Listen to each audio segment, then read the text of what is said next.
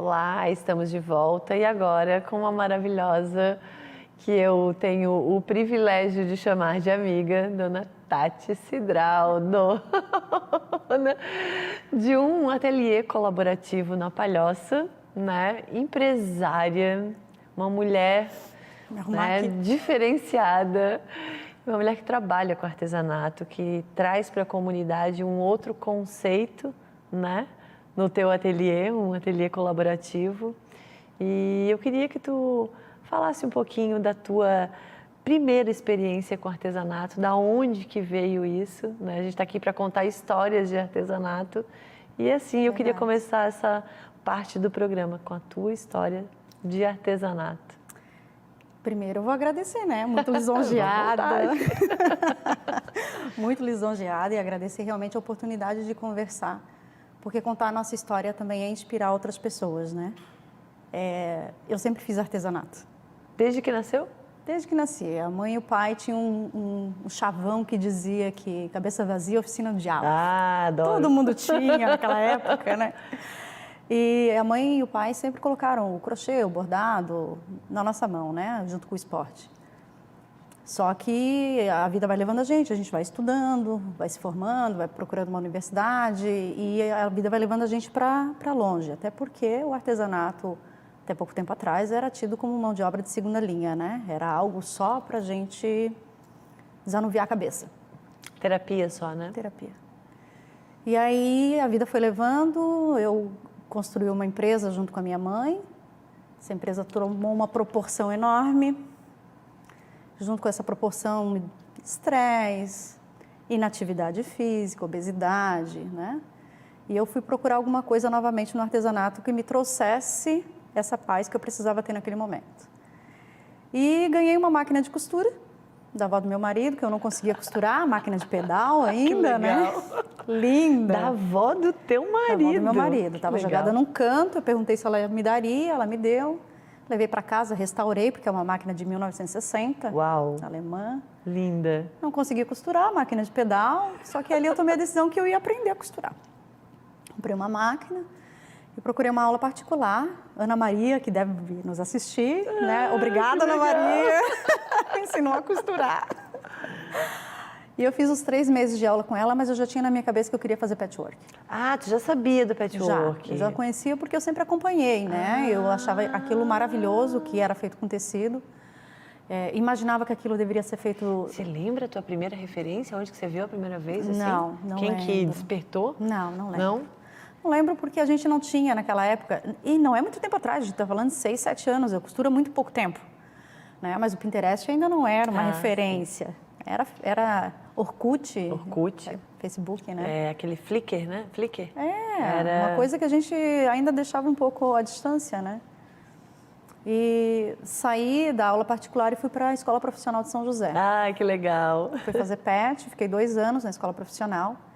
Só que quando a gente empreende na vida, a gente aprende a ter um outro olhar sobre as coisas. Então você viaja e você observa o que naquele lugar poderia ser diferente, o que poderia dar certo.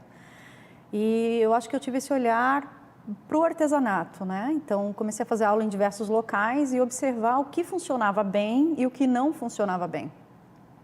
E comecei a adquirir materiais, porque tu vais fazer aula particular, né? As pessoas começam assim, tens que ter tal coisa. Principalmente dentro das lojas, né? Porque eles querem vender mais. Sim, sim. Eu comecei a comprar uns equipamentos, só que eu moro em apartamento. Então eu tinha um armário grande. E um dia eu abri a porta do armário e dei de cara com um colocador de botão, um balancinho. Eu pensei, meu Deus, eu usei só uma vez. Eu poderia ter alguém que tivesse pago isso comigo e que poderia usar junto, né? E ali me deu um estralo. Eu digo, por que não ter um local com vários equipamentos, com vários materiais, em que todo mundo pudesse usar de forma coletiva? Que não precisasse despender aquele investimento gigante que a gente sabe que o patchwork traz, né? Régua, isso e aquilo. E nós poderíamos usar juntas. Colaborativo. Ali eu já estava tendo uma virada de vida, né? Começava a perceber de que dinheiro não é tudo na vida, de que a gente tem que ter paz de espírito, de que dormir é muito melhor do que comer num bom restaurante. É verdade. É verdade. Não é verdade? O meu sono hoje em dia ninguém tira. E aí eu fiz um planejamento, né, um planejamento familiar e um planejamento estratégico para negócio.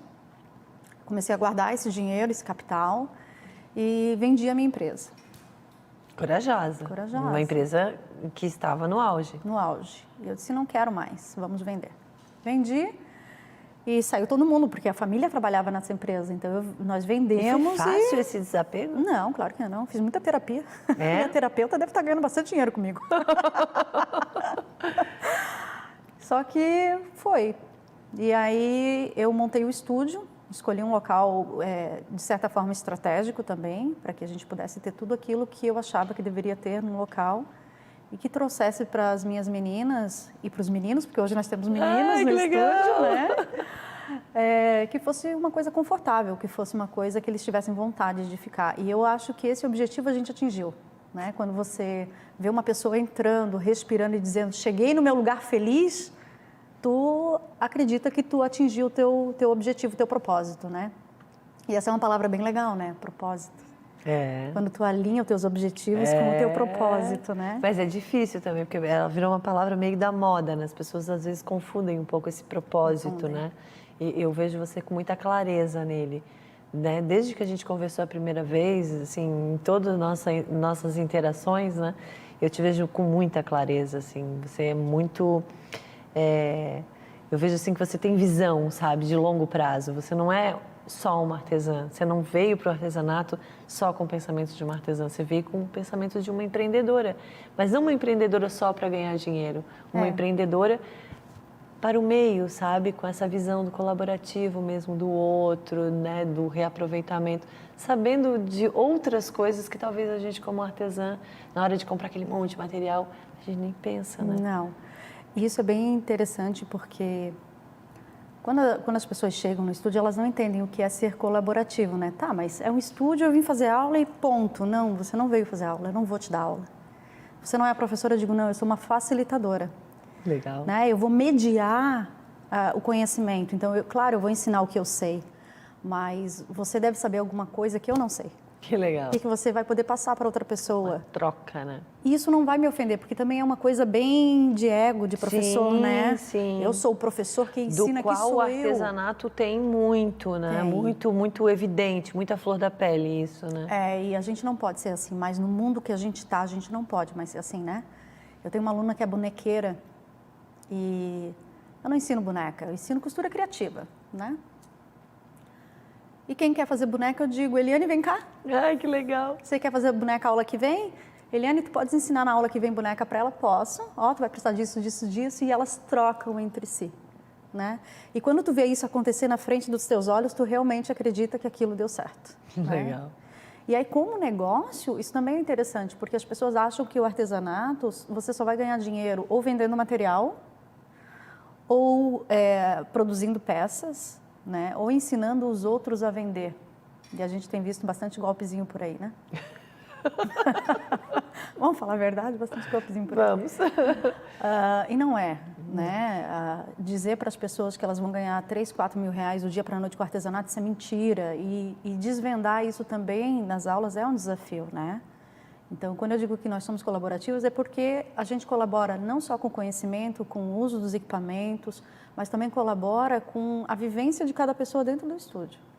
Então, a partir do momento que elas entendem que elas vão tomar café, mas que aquele ambiente é delas e que elas precisam deixar limpo, né, para a próxima turma, ou que uma não está bem, naquele dia ela não vai costurar e a outra senta para conversar o restante da aula inteira com ela, né? E aí as outras se unem para levantar de fato aquela pessoa. Colaborativo, né? É colaborar com alguém, né?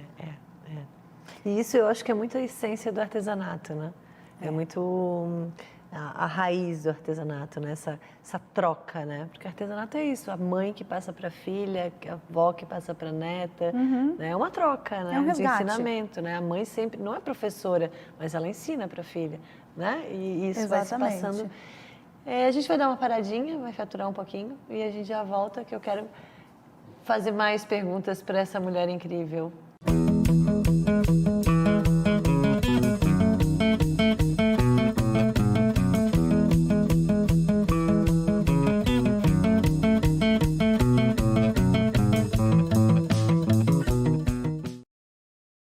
Olá, eu me chamo Nilda, eu faço parte do projeto Naninhas do Bem. Eu peço que quem possa colaborar com o nosso projeto, contribuindo com tecidos, linhas, principalmente tecidos, tá? Tricoline 100% algodão, para a gente continuar fazendo esse nosso projeto tão lindo, que é fazendo essas naninhas para a gente levar para as crianças e adultos que estão internados em hospitais. Obrigada.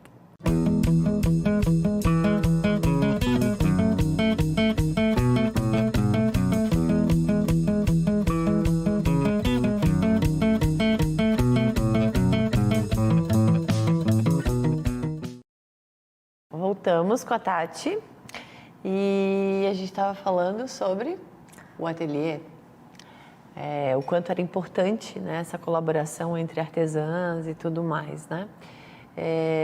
Eu queria saber se dentro ali, a gente já conversou muito sobre o teu espaço, né? E eu sempre que eu penso em ti, eu lembro do que tu me falou sobre os tecidos, sobre aquele teu modus operandi, né? O como você se reinventou, como você criou esse espaço colaborativo, comprando material de outras pessoas, trazendo... Você não foi atrás de uma empresa, você não comprou material e criou um ateliê com tecidos, né? Abasteceu. Você foi atrás de outros artesãos que estavam fechando seus ateliês e trouxe esse material. A partir desse momento, dentro do teu ateliê, você vende dentro do teu espaço colaborativo. Como que é a venda dos tecidos? Como que é isso para ti? O estúdio não foi montado para vender material. Só que durante as aulas, as alunas precisam de um material ou outro, né? Forçar uma venda, forçar um material não é uma coisa que me agrada porque foge daquilo que eu coloquei. Mas você tinha muita questão do objeto, você falou da régua, isso eu acho bem legal, assim, bem visionário, mas... A gente tem tudo à disposição, só que as pessoas querem ter em casa também, né? O tecido, o aviamento, a linha, essas coisas eles querem ter em casa, elas querem ter. Só que não tinha condições, porque o preço do tecido, e ainda mais que a gente passou por uma pandemia, né? A gente saiu lá de 11, 12 reais para 20, 22, 24 reais. Muitos locais fecharam, muitas lojas fecharam. E eu vi uma oportunidade. Eu digo nós, gente, só para ajeitar, porque nós somos um estúdio, né? Tem outras professoras, enfim. Nós vimos a oportunidade como um todo, né? De comprar materiais, né, praticamente a preço de custo de lojas que estavam fechando. Então, nós negociávamos o valor desse tecido, desse material, dentro de uma expectativa que eles tinham, mas a gente arrematava inteiro, né? Então, nós compramos alguns estoques, não foi um, né? Nós compramos alguns estoques e hoje o estúdio tem praticamente o material que as alunas precisam para costura criativa para o PET, né? Corte e costura, tecido é uma infinidade, não tem como ter, né? Sim, é diferente. Mas a gente tem boa parte dos materiais. E coisas que a gente não compra, porque as lojas também não estão fechando todos os dias, né? Então a gente consegue comprar de um fornecedor ou outro, mas os equipamentos a gente compra também praticamente a preço de custo. Então, uma régua que no comércio custa 70, 80 reais, a gente vende a 55. Ah, legal. Né? Uma tábua de corte que custa 115, a gente consegue vender a 80. Eu puxei esse assunto porque eu queria que tu falasse um pouquinho sobre a pandemia, né? Eu lembro que você me contou várias coisas, né, que aconteceram no estúdio pós-pandemia ou durante a pandemia, né? Fala um pouquinho pra gente desse período, dessa transformação, desse movimento que você fez com as meninas lá dentro. A pandemia chegou e antes de chegar a gente já se preparou fazendo máscara, porque o que acontece lá fora reflete a nível Brasil, né? Quem é empreendedor está sempre antenado do que está acontecendo ao redor. E nós começamos a fazer máscaras.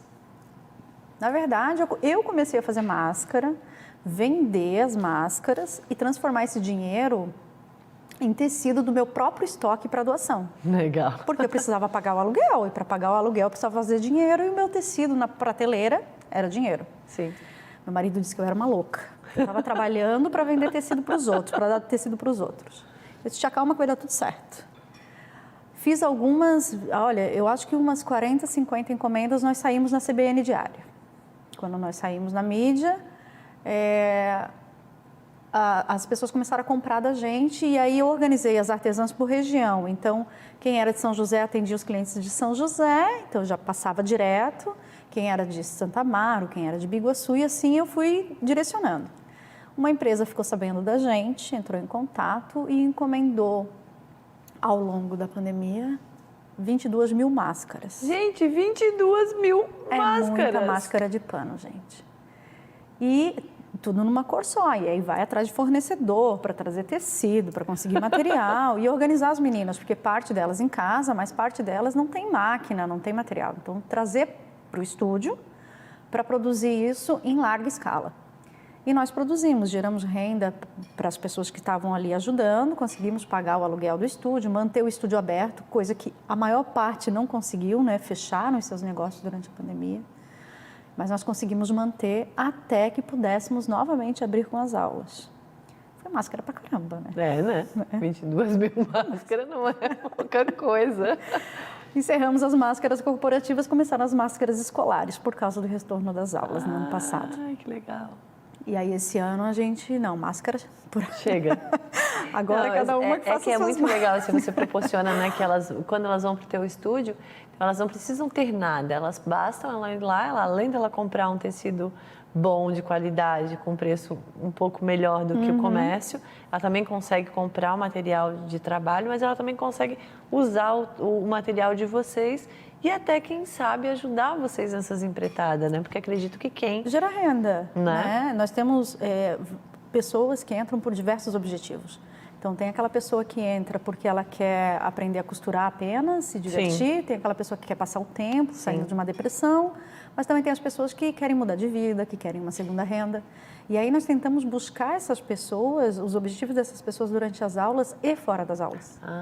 Então, nós temos workshops que eu digo que não são gratuitos, porque eu cobro, né? Claro. Tem que cobrar uma taxinha? Não. Eu cobro uma taxinha, mas aí a gente reverte em cesta básica. Ai, que legal. Aí a gente reverte para uma entidade, né? Ou a gente pede um alimento, ou a gente pede um brinquedo. Legal. Mas são aulas que a gente ensina a fazer preço de produto, a se posicionar no Instagram, a vender no comércio. Claro que durante as aulas a gente vai conversando sobre isso, mas muitas vezes você precisa reunir essas pessoas. E tu tens uma visão de empreendedora, né? Tu já teve uma empresa muito grande, então você consegue passar isso para elas com muita segurança, né? Eu consigo passar, mas eu vou te dizer que é bem diferente, né? É. Quando a gente... como os ramos são muito diferentes, quando você passa para o artesanato, ele é um mundo à parte, porque as pessoas não valorizam o artesanato como deveriam, né? Então, você primeiro tem que formar na cabeça da artesã, que já vem com preconceito sobre ela mesma, de que ela tem valor, de que o trabalho dela tem valor, de que o trabalho dela pode ser melhor. E aí sim, ensinar ela a se posicionar. No comércio não, você dá preço do material e é isso. Você tem que convencer a venda, mas não convencer do valor da venda, né? Mas para a artesã, você tem que convencer ela do valor que ela tem como pessoa. É uma mudança muito grande aqui dentro, né? É uma mudança muito grande, né? E aí a gente não está falando só de artesanato, a gente está falando da vida das pessoas. E quando ela passa a dar valor para ela mesma, dá valor para o artesanato dela... porque está ligado com a autoestima, com outras questões também internas. Ela já não aceita mais né? qualquer coisa. E ela já olha para as coisas com um olhar muito diferente. Que bom que tu falou nisso, porque eu vejo um movimento diferente da Tati, da acontecendo, assim. Ela está fazendo mais vídeos, ela está aparecendo mais. O que a gente pode esperar de futuro? Porque tu é visionária. Com um ateliê colaborativo na Palhoça, tu és visionária, entendeu? O teu jeito de levar as coisas não é de uma pessoa que tem pouca visão, é uma pessoa que tem muita visão. O que está preparando para a gente no futuro? Eu acho que a gente espera muito de ti. A expectativa está grande em cima de ti. E eu acho isso um problema, para te falar a verdade. Nada. Né? Não, eu te digo que é um problema porque, assim, todo mundo que empreende quer ser grande. Sim. Eu gosto de ser pequena, porque ser pequena me dá a possibilidade de viver a vida que eu sonhei. Sim. Né? De curtir a família do jeito que eu acho que eu devo curtir a família. Mas é claro que as oportunidades vão batendo a porta e vão te impulsionando para outros lugares, né? Semana passada eu estava contando para as meninas agora que eu recebi uma ligação, eu estou acostumada com alunos que vêm de longe, né? Eu estou na Palhoça, aluna dos Açores, Canas Vieiras e tal, vem fazer aula. Me ligou uma de Portugal querendo fazer aula. Que legal! E aí tu vê que realmente tu tens que dar um passo à frente, né? Muito bem estruturado, claro, mas um passo à frente. E eu estou me segurando, porque durante a pandemia a gente gerou renda, então eu não quis entrar no online, mas agora talvez eu tenha que entrar num formato um pouquinho diferente, né? Eu acho que o formato que está todo mundo trabalhando é legal, com vendendo projetos, vendendo material, mas eu acho que eu quero atender aquelas pessoas que nada sabem, que não sabem nem passar uma linha, que não sabem nem que são capazes de fazer alguma coisa, sabe? Mas eu acho que você vai além, né? Além do artesanato, né? Você vai começar um trabalho, eu acho que de dentro para fora da artesã. Um artesanato afetivo, eu acho. Que legal, sabe? Gostei disso. Porque você imagina assim, ó, vamos supor agora vem Dia das Mães, né? Você vai comprar uma peça, você vai lá no Boticário, enfim, falei o nome da empresa, mas enfim. Não tem problema.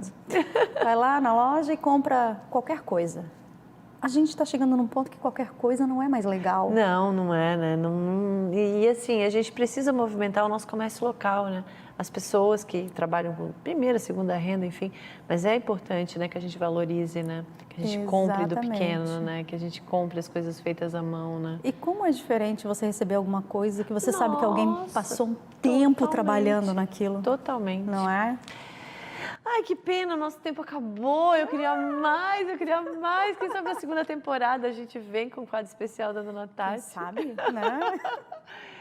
Tati, obrigada, tá? Muito obrigada. Você inspira muitas mulheres, me inspira, né? Você sabe disso. Eu já cansei de falar isso pra ti. Eu te admiro muito, teu negócio, a maneira que você leva, a maneira que você se posiciona. Parabéns. Obrigada. O artesanato, em nome do artesanato, muito obrigado. Em nome da cidade de São José, muito obrigada, da grande Florianópolis, né, pela tua contribuição ao nosso meio.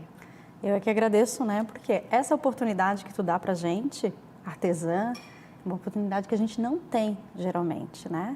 Como eu falei, nós somos segunda classe, entre aspas. Contigo a gente não é segunda classe, Nada, né, amiga? aqui nós somos musas, Nós primeira estamos classe. alinhadas, nós artesãs estamos alinhadas com o teu propósito. E isso é lindo de ver. Quem te segue, quem te acompanha sabe disso. Que bom. Deixa pra gente finalizar, deixa o teu Instagram. Claro, @comtecido. Sigam. Lembrando que Comtecido é com K-O-M, de Kombi, gente. Coisas para outra história. Isso rende. Obrigada. Tchau, gente. Até semana que vem. Obrigada.